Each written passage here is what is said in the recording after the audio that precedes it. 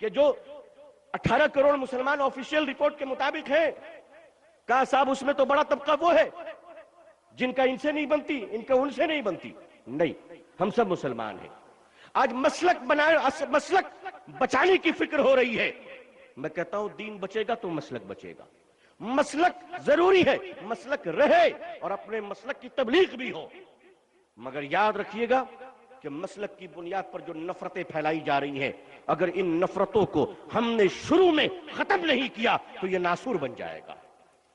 ہماری قوم کے اندر چھپے ہوئے بھیڑیے، مولوی نما درندے جو اپنے آقا اور اسلام دشمن طاقتوں سے پیسے لے رہے ہیں، ان کو اسی بات کے لیے مدد مل رہی، پیسے مل رہے کہ مسلمانوں میں پھوٹ ڈالا جائے. ان کو میڈیا سپورٹ کر رہی ہے، ان کو گورنمنٹ سپورٹ کر رہی ہے تاکہ پھوٹ ڈالا جائے، مسلمانوں کو تباہ کیا جائے. میرے بھائیوں، ہماری تباہی پر تم خوش مت ہو. یہ آگ اگر ہمارے گھر میں لگی، خدا نہ کرے، تو کل تمہارا گھر بھی محفوظ نہیں رہے گا. مسلک کے نام پر ایک مسلک کو برباد کرنے کی تمنا کر رہے ہو. اللہ نے جسے زندہ رکھا علماء حق، وہ قیامت تک زندہ رہیں گے انشاءاللہ. مگر یاد رکھنا کہ میر جعفر کی تاریخ پڑھ لینا. جب انگریزوں نے میر جعفر کو بک کیا تھا نواب سراج الدولہ کے خلاف، اور انگریزوں نے کہا تھا کہ میر جعفر اگر تم نواب سراج الدولہ کا قتل کروا دو، مرڈر کروا دو، تو ہم پورا صوبہ بنگال تمہاری قدموں میں رکھ دیں گے. میر جعفر خوش ہو گیا تھا اور اس نے دھوکے میں نواب سراج الدولہ کا جب مرڈر کر دیا اور انگریز کے سامنے آ کر کھڑا ہو گیا کہ میر جعفر نے اپنا وعدہ پورا کیا، انگریزوں اب تم اپنا وعدہ پورا کرو. تو انگریز کے کمانڈر نے ایک تاریخی جملہ کہا تھا، اور وہ جملہ یہ تھا کہ میر جعفر تم نے کام تو اتنا بڑا کیا ہے کہ بنگال کیا جی چاہتا ہے کہ پورا ہندوستان تمہارے قدموں پہ رکھ دوں، لیکن ہمارا اصول یہ ہے کہ جو اپنوں کا نہیں ہوا وہ ہمارا کیا ہوگا. یہ کہہ کر اس کو شوٹ کر دیا گیا، یہ کہہ کر اس کو گولی مار دی گئی. مسلک کے نام پر لڑنے والوں اور مسلک کی بنیاد پر ایک دوسرے کو برا بھلا کہہ کر ٹیلی ویژن کی زینت بننے والوں، یاد رکھنا ہم پر اتنا نہ اتراؤ، کل تمہاری بھی باری آ جائے گی. آج 40 ہزار مل رہے ہیں، اس کو ختم ہونے میں وقت نہیں لگے گا. عزیزان ملت، آپ اس کے امین ہیں، آپ اس کے ذمہ دار ہیں کہ آپ کو ان 2-3 کاموں پہ توجہ دینی ہے.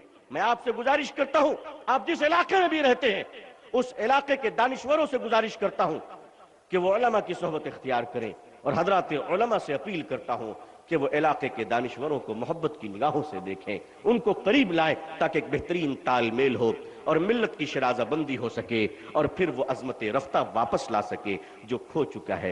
دنیا آج ہمارا انتظار کر رہی ہے. اگر ان آندھیوں میں اور باطل کے طوفانوں میں ہم نے اسلام کے چراغ کو اور نمونے اخلاق کی حفاظت نہ کی تو میرے بزرگوں بات وہی رہے گی کہ پھر بربادی ہوتی رہے گی. ملک شام ہے، عراق ہے، افغانستان ہے، فلسطین ہے، اللہ جانے اس کے بعد کس کا نمبر ہے. اللہ ہم سب کی حفاظت فرمائے. دنیا کراہ رہی ہے، انسانیت تڑپ رہی ہے، لوگ رو رہے ہیں، حالات بد سے بدتر ہوتے چلے جا رہے ہیں. اللہ سے دعا کیجئے کہ اللہ تعالیٰ IS داعش جیسے خونی خبیث کتوں کی بری نظروں سے اللہ ساری انسانیت اور مانوتا کی رکشا کرے. اللہ ہمارے ہندوستان کی حفاظت فرمائے اور ہندوستان میں رہنے والے ہندو بھائیوں کے دلوں میں بھی اسلام اور مسلمانوں کے لیے نرمیت اور محبت عطا فرمائے. ہندو اور مسلمانوں میں محبت اور پیار عطا فرمائے.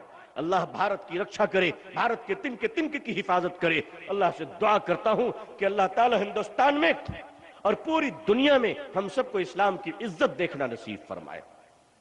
اللہ تعالیٰ میل محبت عطا فرمائے اور پوری مانوتا اور انسانیت کی کو شرافت کے ساتھ جینے کی توفیق عطا فرمائے. آمین یا رب العالمین. آخر دعوانا الحمدللہ رب العالمین والسلام علیکم ورحمۃ اللہ وبرکاتہ. جزاکم اللہ خیر الجزا. بے خبر تو جوہر آئین ایام ہے، بے خبر تو جوہر آئین ایام ہے، تو زمانے میں خدا کا آخری پیغام ہے.